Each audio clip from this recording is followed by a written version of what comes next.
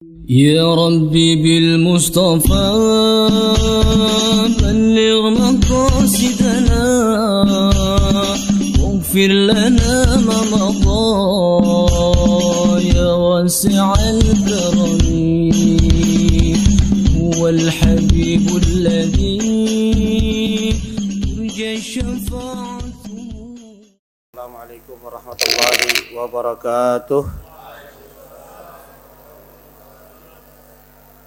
Alhamdulillahi Rabbil Alamin wa bihi nasta'in ala umuri dunia wa din wa salatu wa salamu ala asrafil anbiya wal mursalin sayyidina wa habibina wa syafi'ina wa maulana Muhammadin wa ala alihi wa sahbihi ajma'in. Subhanaka la ilma lana illa ma 'allamtana innaka antal alimul hakim.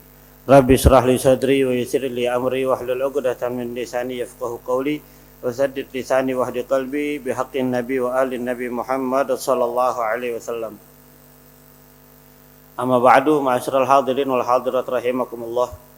Wabil khusus salam hormat dan ta'zim saya sampaikan kepada Mukarram Bapak Dr. Haji Marwi. Beriring doa untuk beliau, mudah-mudahan beliau panjang umur dalam keadaan taat ibadah kepada Allah dan Rasulnya serta istiqamah hingga akhir hayatnya, amin ya rabbal alamin.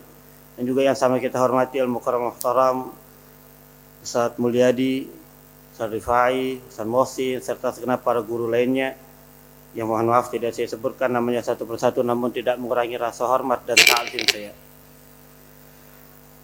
Hadirin wal hadirat rahimakumullah, kita masih di dalam pembahasan ketaatan hati. Bismillahirrahmanirrahim. Nawaitu ta'alluma wa ta'lima wa naf'a wal intifa'a wa tadhakkura wa tadhkira wal ifadah wal istifadah wal hasa ala tamassuki bi kitabillah wa sunnati Rasulillah sallallahu alaihi wasallam wa du'a ilal huda wa dilalata 'alal khair ibtigha'a mardatihi wa qurbihi wa thawabihi wa husnil khatimah ma'al lutfi wal 'afiyah wa salahil 'aqibah bi rahmatika ya arhamar rahimin. Allahumma salli ala sayyidina Muhammadin salatan tukhrijuna min dhulumatil wahmi wa tukrimuna bi nuril fahmi wa tudhihu lana maskala hatta yufhama innaka anta ta'lamu wa la a'lamu innaka anta allamul ghuyub. Allahumma salli wa sallim wa barik ala maulana Muhammadin wa alihi nuril mudhhib lin nisyani bi nurihi fi kulli lamhatin wa nafasin adada ma wasi'ahu ilmullah.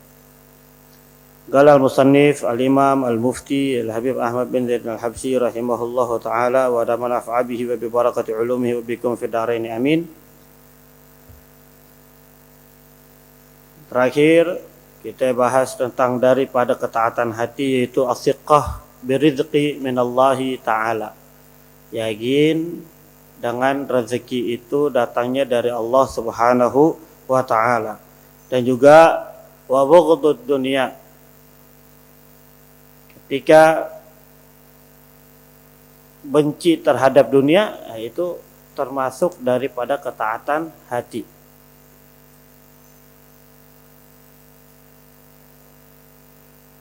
Wa adawatu nafsi wa syaitan, dan hati ini memusuhi nafsu dan syaitan.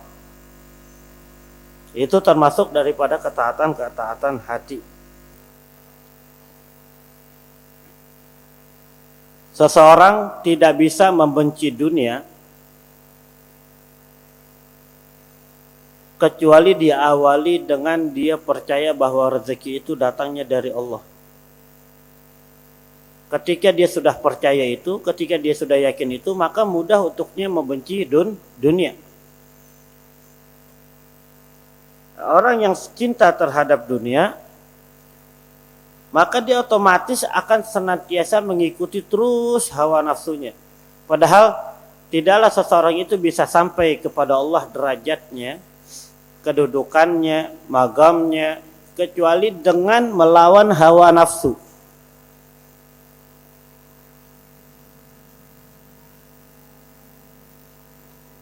Makanya Nabi Muhammad SAW setelah peperangan besar, pas pulang, para sahabat berasa berat, tapi senang karena menang. Tapi Nabi SAW katakan, ini sih peperangan masih kecil. Peperangan yang besar itu kita akan hadapi lagi setelah peperangan kecil ini. Kaget para sahabat, kok bisa peperangan yang sebesar ini dikatakan kecil oleh Nabi Muhammad SAW. Peperangan apa lagi ya Rasulullah setelah ini? Yaitu memerangi hawa nafsu. Sampai-sampai dikatakan seseorang yang bisa melawan hawa nafsunya, wabil khusus para pemuda, yang dikatakan pemuda di sini dia masih gagah, masih bisa banyak berbuat. Allah Ta'ala berkata dalam hadis qudsinya, ya ma'asyaras sabab, wahai para pemuda, siapa di antara kalian yang telah melawan hawa nafsunya min ajli, karena aku, dia ngaji karena aku, dia sholat karena aku, dia tinggalkan kesenangannya. Ya ayyuhatariku syahwatahu min ajli, wahai orang-orang yang meninggalkan kesenangannya hanya untuk aku, keridhaanku. Anta indika ba'dhi malaikati, engkau itu di sisiku seperti malaikatku. Makanya seseorang yang dia telah beriman lalu dia bisa melawan hawa nafsunya, maka malaikat pun kalah sama dia kedudukannya.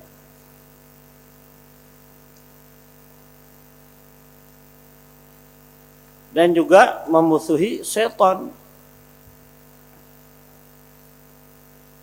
Inna syaitana lakum aduwwum mubin.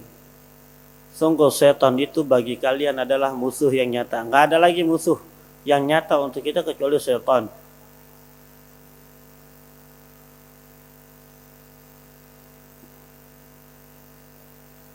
Ya, dia punya banyak tentaranya, di antara daripada perbuatan-perbuatan syaitan atau tentara-tentara iblis ada al-zulmu, perbuatan zalim. Kalau orang berbuat zalim, maka dia termasuk daripada tentaranya iblis. Wal khiyanah, berbuat khianat, wal kufur, ya, kufur nikmat, enggak mensyukuri nikmat. Wa tarku hifdzul amanah, dan meninggalkan amanah. Enggak amanah jadi orang. Wan namimah, suka adu domba. Wan nifaq, dan perbuatan munafik, sifat munafik. Wal khadi'ah, dan menipu. Ya, yang tukang munafik, tukang tipu, ini sama nih, dia tentara-tentaranya syaitan. Wasyak fil wahidil khallaq, dan ragu dalam keesaan Allah Subhanahu wa taala. Wal mukhalafatu lima amara bihi dzul jalali wal ikram, dan suka menyalahi pada apa-apa yang diperintahkan oleh Allah Subhanahu wa taala yang memiliki keagungan dan kemuliaan. Kalau maksiat, ya itu dia jadi tentaranya syaitan, apalagi pakai ngajak-ngajak orang. Karena syaitan itu dikatakan dua, ada syaitan beneran, ada syaitan minal insi, itu dari bangsa manusia. Siapa yang dari bangsa manusia? Dia itu yang jahat, yang zalim, yang khianat. Itu dia mereka. Wa taghaful an sunnati Nabi sallallahu alaihi wasallam, dan lalai terhadap sunnah Nabi sallallahu alaihi wasallam.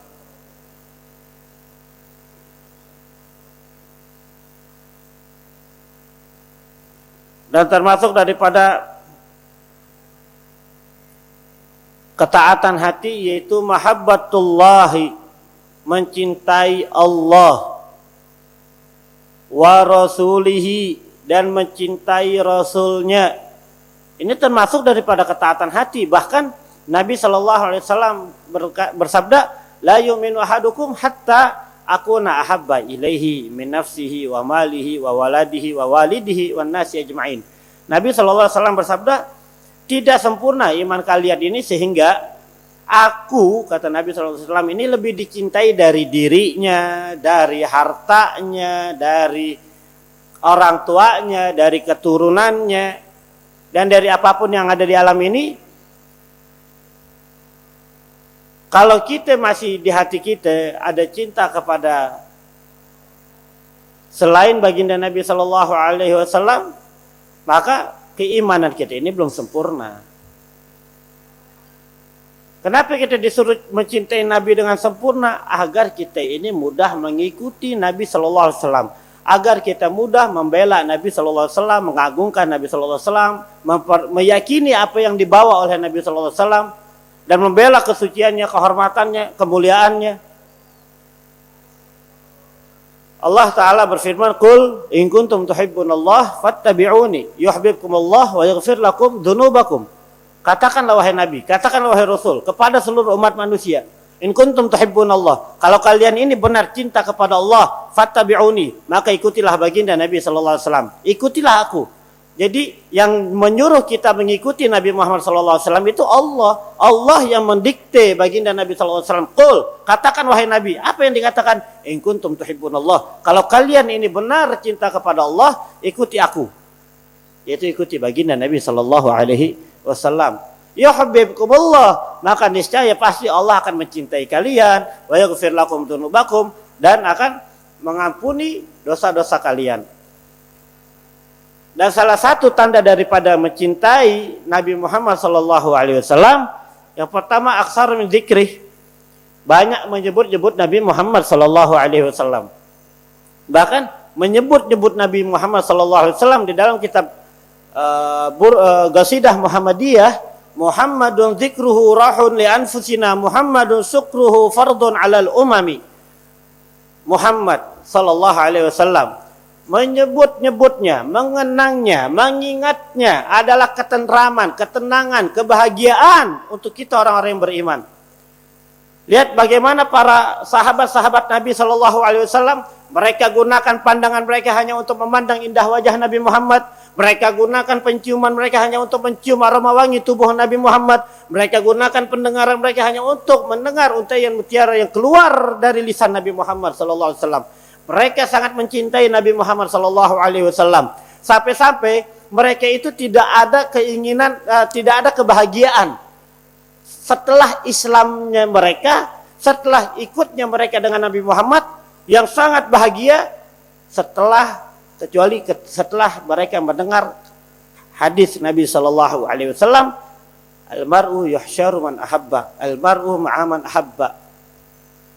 Seseorang itu nanti dikumpulkan dengan orang yang dicintainya. Artinya apa?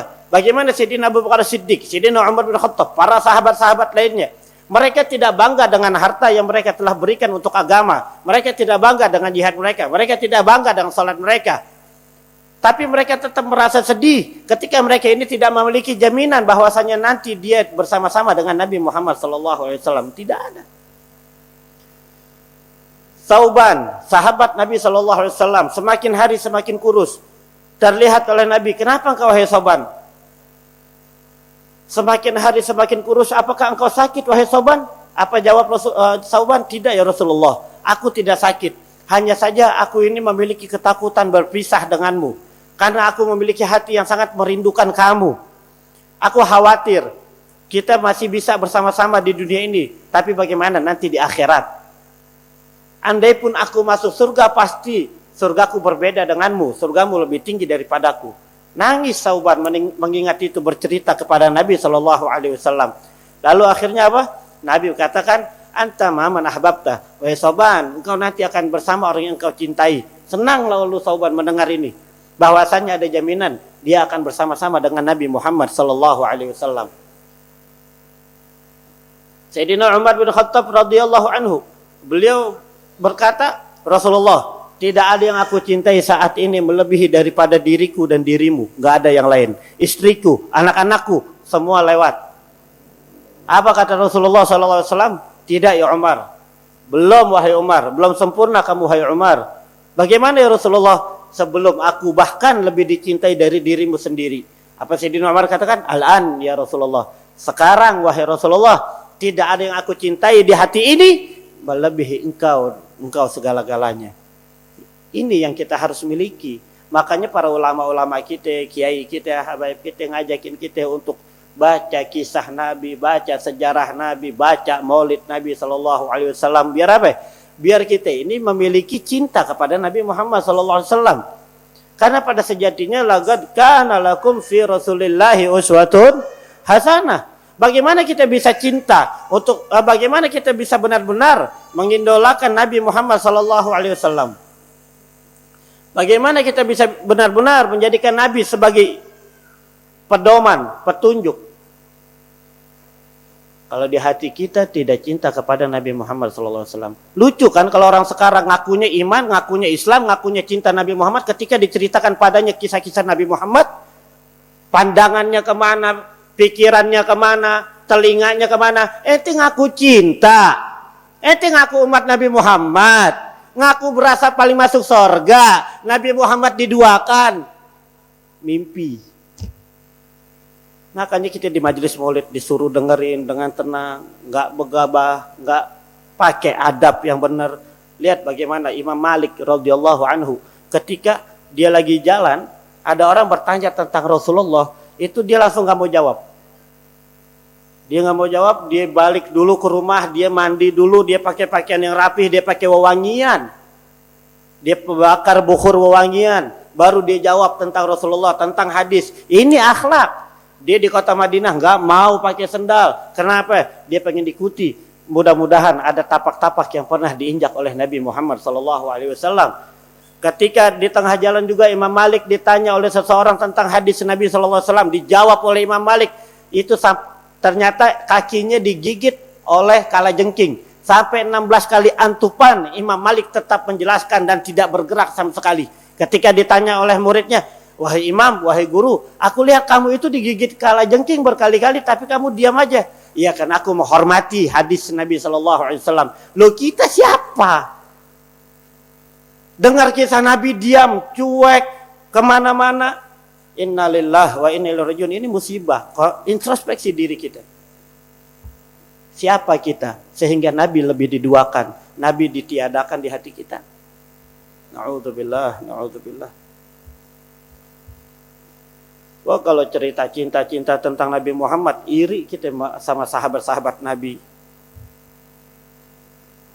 Bagaimana Sayyidina Bilal, tukang azan di zaman Nabi SAW, beliau setelah wafatnya Nabi nggak mau tinggal di kota Madinah, nggak mau tinggal di Mekah, nggak mau pergi yang jauh negeri Syam. Kenapa? Alasannya karena dia selalu teringat dengan Nabi Muhammad SAW. Bagaimana Sayyidina Abu Bakar As-Siddiq dikatakan bahwasanya beliau itu meninggal bukan karena penyakit, tapi karena rindu yang telah membakar hatinya, rindu kepada Nabi Muhammad SAW. Sampai-sampai terlihat di dadanya menghitam karena rindu tersebut. Lihat bagaimana Sayyidina Umar bin Khattab ketika wafatnya Nabi SAW. Beliau itu terkenal kecerdasannya, terkenal kebijakannya. Tapi ketika Nabi SAW wafat, seperti hilang kepintarannya, kecerdasannya. Sampai-sampai beliau cabut pedangnya, man qala anna Muhammadan mat, darabtu unuqahu bisayfi hadza. Siapa orang yang mengatakan bahwasanya Muhammad wafat, Rasulullah meninggal, akan aku tebas batang lehernya dengan pedangku ini. Enggak terima. Kenapa? Sang kekasih wafat meninggalkan dirinya selama-lamanya. Tapi mereka masih punya jaminan. Mereka memiliki cinta kepada Nabi Muhammad. Mereka akan tetap bersama dengan Nabi Muhammad nanti di akhirat, bahkan di surga kelak. Surga begitu indah dan nikmat, tidak indah dan tidak nikmat tanpa dengan Nabi Muhammad. Makanya lah Habib Ali bin Muhammad Al-Habsyi, beliau itu nangis setiap hari. Beliau itu yang mengarang kitab Maulid Simtud Durar, yang suka dibacakan karangan beliau dalam acara-acara Maulid Nabi SAW. Setiap hari nangis. Sampai-sampai di pipinya itu sampai ada bercak karena sering keluar air mata yang nggak bisa dihilangin. Nangisnya tiap hari karena rindu kepada Nabi Muhammad SAW. Beliau itu tidak tertarik dengan surga. Beliau tidak nafsu sama keindahan-keindahan surga. Padahal kita sama tahu surga itu memiliki keindahan yang mala ainun ra'at wala udhunun sami'at wala khatar ala qalbin bashar. Surga yang begitu indah, begitu nikmat, yang keindahan dan kenikmatannya tidak pernah dilihat oleh mata manapun, tidak pernah didengar oleh telinga manapun, bahkan terlintas dalam hati saja tidak. Habib Ali Al-Habsyi nggak mau. Sampai beliau katakan fi jannatin ma sagani min wasfiha illa liqaudil hibbi fiha khayyama. Surga yang begitu indah, aku tidak nafsu, tapi aku meminta kepada Allah agar masuk surga karena nanti sang kekasih baginda Nabi Muhammad adanya di sorga. Artinya apa? Tanda kesempurnaan iman kita adalah mencintai Nabi Muhammad sallallahu alaihi wasallam. Pelajari tentang Nabi Muhammad, Pak. Hidupkan sunnah-sunnah Nabi Muhammad. Jadi yang pertama, tanda dari seseorang itu mencintai Nabi Muhammad adalah banyak-banyak bersalawat kepada Nabi Muhammad sallallahu alaihi wasallam. Banyak-banyak menyebut, mengingat Nabi Muhammad sallallahu alaihi wasallam. Bahkan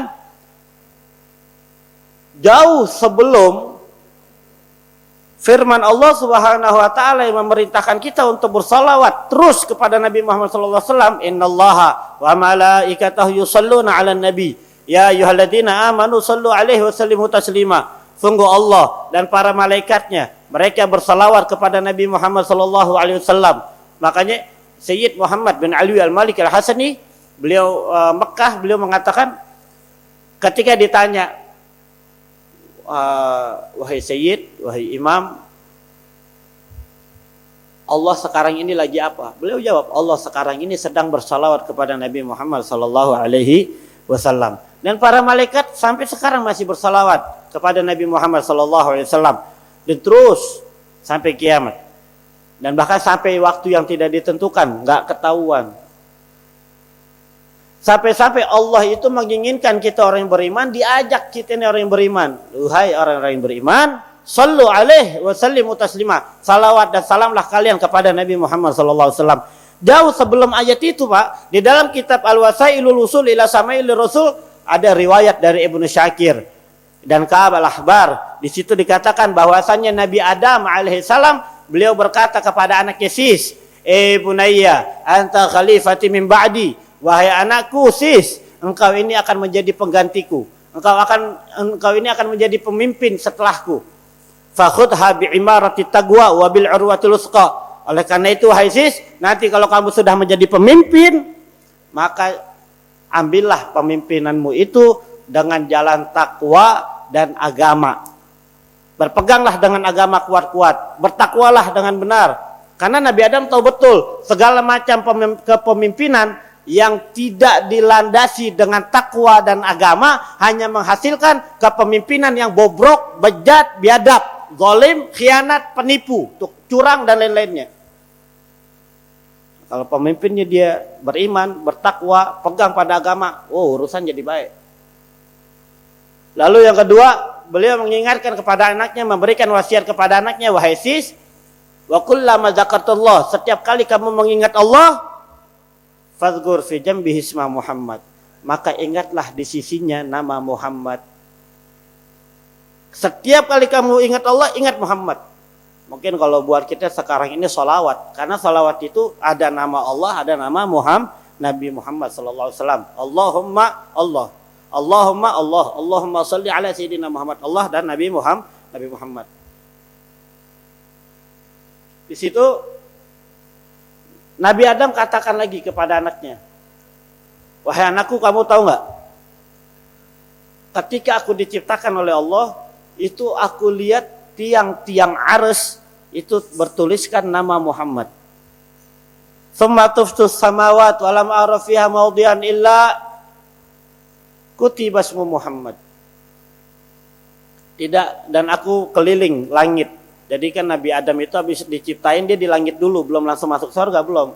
Beliau keliling langit, apa beliau katakan? Wahai anakku, aku tidak lihat satu tempat kecuali di situ tertulis nama Muhammad. Lihat bagaimana Allah memuliakan Nabi Muhammad sallallahu alaihi wasallam di langit sana. Walamma askanani ya Rabbi ilal jannah. Dan ketika Tuhanku Allah menempatkan aku ke surga,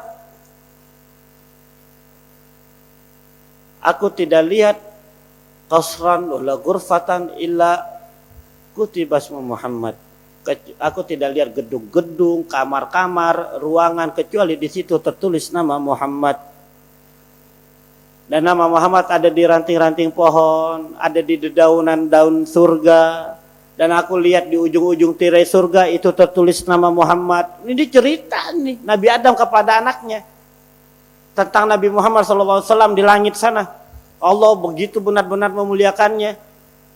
Bahkan beliau katakan Bahkan namanya Nabi Muhammad SAW itu ada di antara matanya para malaikat. Dan ketahuilah sesungguhnya para malaikat menyebut-nyebut terus nama-nama Nabi Muhammad SAW.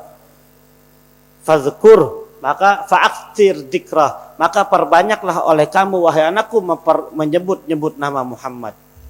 Shallu ala Nabi Muhammad. Makanya kita nggak heran Pak, kalau di bumi ini sekarang ini banyak orang merayakan Maulid Nabi Sallallahu Alaihi Wasallam, mengangkat-ngangkat nama Nabi Muhammad Sallallahu Alaihi Wasallam, memuliakan nama Nabi Muhammad Sallallahu Alaihi Wasallam. Karena di langit sana Allah udah lebih dulu memuliakan Nabi Muhammad Sallallahu Alaihi Wasallam. Wa rafa'na laka dzikrak. Allah sudah katakan, dan kami akan mengangkat untukmu sebutanmu wahai Rasulullah Sallallahu Alaihi Wasallam. Jadi sebesar apapun kekuatan orang berupaya untuk meredam hal-hal yang memuliakan Nabi Muhammad Sallallahu Alaihi Wasallam, semacam peringatan Maulid Nabi Sallallahu Alaihi Wasallam, nggak bakalan mampu Pak, nggak bakalan. Dulu waktu tahun 2010-2012 itu marak yang namanya faham-faham Wahabi yang anti Maulid di masjid-masjid, di majlis-majlis, di media. Oh, mereka katakan Maulid bid'ah. Bahkan yang makan hidangan yang ada di acara Maulid najis, begini dan lain-lainnya. Sama najisnya kayak daging anjing dan babi dan lain-lainnya. Tapi apa yang terjadi, Pak? Ketika semakin gencar mereka untuk memadamkan hal-hal yang memuliakan Nabi SAW, umbul-umbul makin banyak. Di mana tempat baleho tersebar sampai saat ini. Cuma gara-gara COVID aja jadi kita jarang lihat umbul-umbul sekarang. Karena COVID aja kita nggak lihat lagi yang namanya baleho-baleho tentang undangan peringatan Maulid Nabi SAW. Kalau kagak udah penuh Pak jalanan. Nah, makanya orang yang sering menghadiri acara Maulid Nabi SAW atau acara-acara yang memuliakan Nabi SAW, dia nggak bakalan kaget nanti di akhirat ketika melihat bagaimana Allah memuliakan Nabi Muhammad SAW, di mana tempat ada nama kekasihnya. Nggak kaget deh.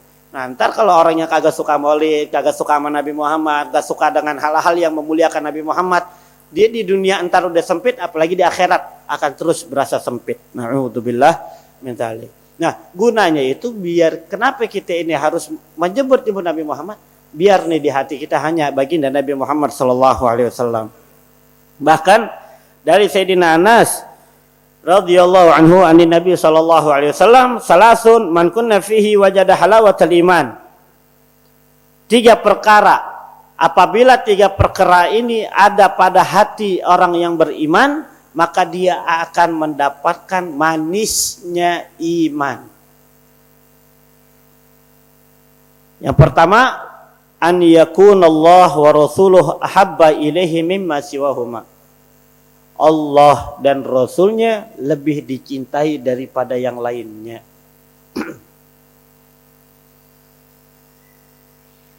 Yang kedua, wa an yuhibbal mar'a la yuhibbuhu illa lillahi azza wajal. Tidaklah ia mencintai seseorang atau membenci seseorang kecuali karena Allah, bukan karena nafsu. Kadang sekarang ini orang suka ceramah begini,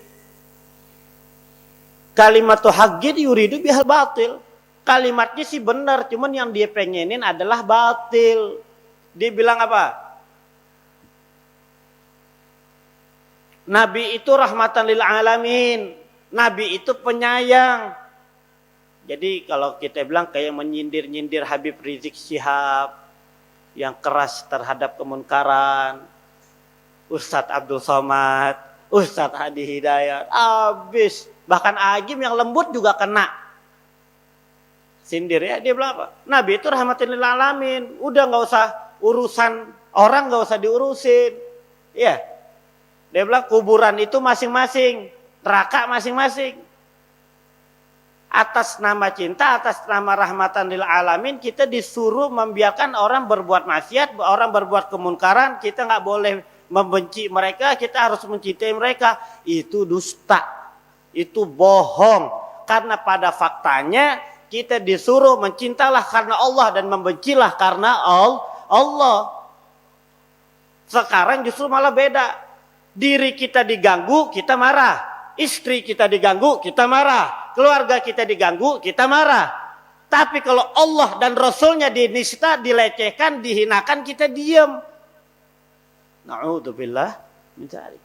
Lihat Nabi Muhammad SAW, dia punya sifat. Beliau punya sifat apa? Wa in khusima yasmut wa la yujawib. Nabi Muhammad SAW itu kalau diejek, dihina, disakiti, beliau itu diam, tidak menjawab. Wa ya'fu 'anni dzambi idza kana fi haqqihi wa sababih. Nabi Muhammad SAW itu punya sifat. Kalau dia itu senantiasa memaafkan kesalahan orang apabila berkaitan dengan haknya, dengan pribadinya, udah dimaafin sama Nabi SAW. Bahkan pernah Nabi SAW dia itu mau berhutang kepada orang Yahudi, dan orang Yahudi ini nyamperin Nabi SAW. Saat itu ada Sayyidina Umar bin Khattab, memang dipanggil sama Nabi Sayyidina Umar. Akhirnya Nabi ini sama orang Yahudi dikata-katain, ente gimana sih punya utang kok gak bayar, begini. Sampai-sampai semua keturunan Bani Abdul Muttalib dicela juga sama ini orang Yahudi. Wah, udah kagak pantas sudah. Orang tagih utangnya udah begini, udah gak pantas. Kalau buatan kita udah buatan kewat kita. Tapi sama Nabi SAW didiemin. Gak lama Sayyidina Umar yang mendengar itu kesel. Ditarik baju ini orang Yahudi, pengen diberi sama Sayyidina Umar. Dipisahin sama Rasulullah. Wahai Umar, jangan begitu caranya. Kita nggak butuh dengan caramu seperti itu, wahai Umar. Bukan dengan kekerasan, kata Rasulullah SAW. Kita butuh kamu di sini, wahai Umar. Yaitu kamu tunjukkan kepada kita, kasih tahu nih orang Yahudi yang punya utang. Kalau mau nagih, tagihlah dengan cara yang baik. Dan engkau ingatkan aku, wahai Umar. Kalau kamu punya utang, bayar hutanglah dengan cara yang baik. Lihat Nabi Muhammad SAW. Kalau udah urusan kita mah udah dibagel ini Yahudi. Tapi Rasulullah itu kalau untuk urusan pribadi selalu dimaafkan. Nggak ada yang tidak, Pak. Tidak pernah Rasulullah itu marah untuk urusan pribadi. Pasti dimaafkan. Bukan karena Rasulullah itu pengecut. Rasulullah itu tangguh, kuat, luar biasa. Ada namanya orang kafir. Kalau di Mekah itu ada namanya pertandingan gulat. Jawara besar, nggak pernah kekalahkan. Rasulullah lewat sama orang-orang kafir dikatakan, Muhammad, kalau kamu nabi, coba lawan nih jawara. Saya lupa namanya, kalau nggak salah Rukanah, kalau nggak salah, tapi wallahu alam. Nanti kita lihat lagi. Lawan itu jawara, dia bilang. Kata orang Yahudi, kata Rasulullah, apa untungnya aku lawan dia? Kalau kamu benar nabi, kamu bisa kalahin, jatohin itu jawara, kami akan ikut kamu. Lalu si jawarannya bilang, aku juga akan ikut kamu kalau gua jatuh. Bahasa jawara nih, bahasa kitanya nih. Kalau gua jatuh sama lu, gue ikut lu. Karena ada jaminan begitu, Rasulullah hadir. Mau, siap. Itu nggak lama jatuh di jawara lawan Nabi Muhammad. Penasaran. Ayo, mana janji kamu? Mau ikut aku? Kamu udah kalah, kata Rasulullah SAW. Yang lainnya, para penontonnya yang tadi ngadu juga begitu. Nggak mau. Bangun lagi, coba sekali lagi, penasaran, kepleset kali itu tadi, kata jawara. Nah, yang kedua begitu juga jatuh, yang ketiga jatuh, ada. Di sini kita bisa lihat Nabi Muhammad itu kalau udah buat berantem paling jagonya orang, buat kuat paling kuatnya orang. Terbukti ketika Sayyidina Ali bin Abi Thalib waktu peperangan Khaybar, itu Sayyidina Ali itu sampai sekarang ada wiritannya. Kalau orang yang suka wirid, suka hikmah, sampai ada wiritan dari Sayyidina Ali bin Abi Thalib itu untuk kekuatan. Kenapa?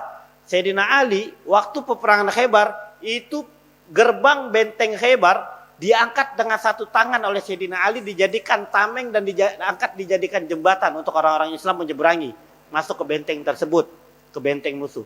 Bayangin, Pak.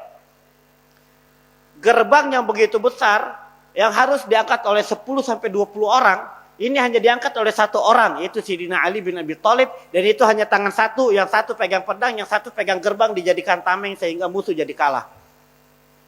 Saat itu para sahabat, orang-orang telah melihat tidak ada orang yang lebih kuat dari Sayyidina Ali bin Abi Thalib.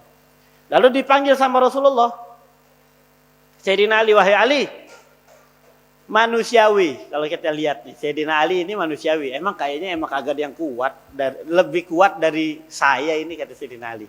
Dipanggil lah sama Rasulullah, wahai Ali, apakah kamu ingin tahu orang yang lebih kuat darimu? Apa ada ya Rasulullah? Ada. Kalau kamu pengen ketemu dengan orang yang lebih kuat darimu, maka jumpailah besok jam sekian di balik gunung itu, di balik bukit tersebut. Penasaran Sayyidina Ali. Aneh gerbang sendiri aneh angkat. Masa ada yang lebih kuat dari aneh? Besokannya pada jam yang telah ditentukan dan tempat yang telah ditentukan oleh Nabi SAW, Sayyidina Ali jalan ingin menemui. Benar, di tempat tersebut pada waktu tersebut ditemukan seseorang, nggak ada yang lain, dan itu dia pakai tutupan muka kayak algojo gitu. Dikatakan, wahai fulan, wahai hamba Allah, saya datang ke sini karena mendengar dari Rasulullah bahwasannya kamu ini orang paling kuat, melebihi aku, katanya. Iya, katanya orang, iya saya lebih kuat darimu. Saya mau tantang kamu duel. Bener nggak lebih kuat? Kalau kita bilang apa, sparring ya? Kalau gitu itu sparring, adu sambung kalau dalam silat. Duel nggak lama Sayyidina Ali jatuh, kalah, bangun lagi, duel lagi, kalah lagi, amannya orang. Penasaran, wahai hamba Allah, aku ngaku kalah, aku nyerah, udah benar kamu lebih kuat. Benar apa kata Rasulullah Shallallahu Alaihi Wasallam. Sekarang aku meminta kepadamu, tunjukkanlah mukamu, siapa dirimu ini, siapa namamu. Pas dibuka mukanya adalah baginda Nabi Muhammad Shallallahu Alaihi Wasallam. Rasulullah ternyata, Rasulullah mengerjain Sayyidina Ali, pengen tahu dia, pengen ngasih tahu kalau ada orang yang lebih kuat dari Sayyidina Ali. Sallallahu ala Nabi Muhammad. Nah, meskipun begitu, Rasulullah itu jawara, Rasulullah itu kuat, tangguh. Tapi kalau udah namanya orang buat kesalahan, sama dia pasti dimaafin. Bukan karena Rasulullah penakut. Kan kalau kita kadang sabar atas nama sabar, padahal penakut, pengecut. Kita diganggu orang, iya gak? Kagak mau ngelawan. Bukan karena sabar, bukan. Emang kagak berani. Alasannya udah biar kagak salah-salah banget. Gue mah sabar aja sama dia. Padahal pengecut. Kalau Rasulullah enggak. Rasulullah itu benar-benar berani. Bagaimana Sayyidina Ali bin Abi Thalib ketika musuh orang kafir sudah tinggal penggal, itu diludahin sama orang kafir. Tapi ditinggalkan oleh Sayyidina Ali. Ditanya, kenapa kagak mau jadi bunuh saya? Iya, tadi saya pengen bunuh kamu. Itu karena Allah. Pas kamu ludahin, saya marah. Saya gak mau bunuh kamu karena saya khawatir niat saya salah. Bukan karena Allah, tapi karena emosi saya diludahi oleh kamu. Nah, artinya apa? Mencinta dan membenci itu harus karena Allah. Jangan karena yang lain. Istri mau cinta sama suami, cintalah karena Allah. Bukan karena yang lain. Kalau cinta karena suaminya, ntar suaminya gimana-gimana, rusak rumah tangga. Kasihan lagi anak. Kasihan rumah tangga. Kalau kata ada orang, kalau istri itu kalau ngelihat suami, lihatlah itu umpama Allah. Karena keridhaan Allah itu ada pada suami. Kalau bahasa Indianya Rabbana bana di jodi. Aku lihat Tuhan di dirimu, kan begitu. Itu orang India. Harusnya kita harus lebih dari itu gitu. Bahwa ini kagak dikit-dikit marah kufur sama suami. Apa ini? Ente nggak lihat Allah. Padahal keridhaan Allah ada pada suami. Sampai-sampai kata Nabi SAW, seandainya ada lagi yang boleh sujud selain Allah, maka akan aku perintahkan para istri untuk sujud kepada suami. Makanya kalau cintalah karena Allah. Sama suami juga begitu. Kalau cinta kepada istri, cintalah karena Allah. Karena kita disuruh oleh Allah SWT untuk menjaga mereka, menyayangi mereka, melindungi mereka, mengayomi mereka. Jadi boleh kita ini membenci karena Allah boleh. Sebagaimana Nabi sallallahu alaihi wasallam, wa idza du'iya haqqullah lam yagum ahadun li ghadabi. Nabi itu marah ketika ada orang yang menghinakan Allah, menistakan Allah, orang bermaksiat kepada Allah, marah Nabi sallallahu alaihi wasallam. Bahkan dikatakan bahkan seseorang pun tidak ada yang mampu bangun untuk menghalangi amarah Nabi sallallahu alaihi wasallam, untuk menahan amarah Nabi sallallahu alaihi wasallam. Saking marahnya baginda Nabi sallallahu alaihi wasallam kepada orang-orang yang menghinakan Allah. Apa yang terjadi sekarang? Allah dihina, Al-Quran dilecehkan, agama dihina, ulama habis dikriminalisasi. Iya, ulama dihinakan. Apa yang terjadi sama kita sekarang orang-orang beriman? Diam aja. Nggak ada zirah. Minimal itu di hati, itu minimal di hati kagak redo, kagak suka amal itu. Minimal itu. Nah, jadi siapa orang yang telah memiliki 3 perkara ini di dalam hatinya, maka dia akan mendapatkan kemanisan iman. Yang pertama, Allah dan Rasulnya lebih dicintai, cinta dan benci karena Allah, bukan karena urusan pribadi. Dan ketiga, wa an yakraha ayyauda fil kufri kama yakrahu ayyuqdhafa finnar. Dia benci untuk kembali pada kekafiran, kekufuran, sebagaimana ia benci untuk dilempar ke neraka. Na'udzubillah min dzalik. Makanya dikatakan al hadis zahiru hadzal hadis, zahirnya hadis ini yaitu yadullu anal iman ala qismain bi halawatin wa bi ghairi halawah. Bahwasannya iman itu terbagi pada 2 bagian. Ada dengan halawah, ada tanpa halawah. Ada yang dengan manisnya iman, ada yang tanpa manisnya iman. Makanya ada orang beriman galak, garang, zalim, khianat, iman tapi jahat banget sama bini. Atau bini jahat banget sama laki. Atau jahat sama atas. Dia beriman, tapi dia tidak merasakan manisnya iman. Jadi seolah-olah dia itu kayak seperti tidak beriman. Nabi SAW bersabda, al-iman imanani. Iman itu ada 2. Iman itu ada 2. Ini Masya Allah, ini tentang iman. Barakah Habib Iman tadi nih datang. Barakah Habib Iman nih. Iman itu ada 2. Imanani. Imanun la yudkhilu sahibahun nar. Iman yang pertama yaitu iman yang tidak menyebabkan masuknya orang itu ke neraka. Wa imanun, dan satu iman lagi yaitu yang membuat seseorang itu tidak kekal di dalam neraka. Dia masuk neraka tapi nggak kekal. Yang satu kagak membuat masuk neraka sama sekali, langsung udah masuk surga. Jadi iman ada 2, iman yang langsung masuk surga dan iman yang membuat dia tidak kekal di neraka. Fal imanul ladzi la yudkhilu sahibahun nar huwa ma kana bil halawah. Iman yang tidak menyebabkan atau yang tidak membuat orangnya itu, mukminnya itu masuk surga, yang tidak membuat masuk neraka adalah iman yang halawah. Dia yang memiliki manisnya iman. Jadi dia langsung masuk surga dah, udah kagak bakalan masuk neraka lagi. Mudah-mudahan kita yang begitu tuh imannya. Amin. Ayat kedua, al imanul ladzi la yukhallidu sahibahu finnar huwa ma kana bi ghairi halawah. Yang kagak ada manisnya iman, dia tuh masuk neraka dulu tuh. Na'udzubillah min dzalik.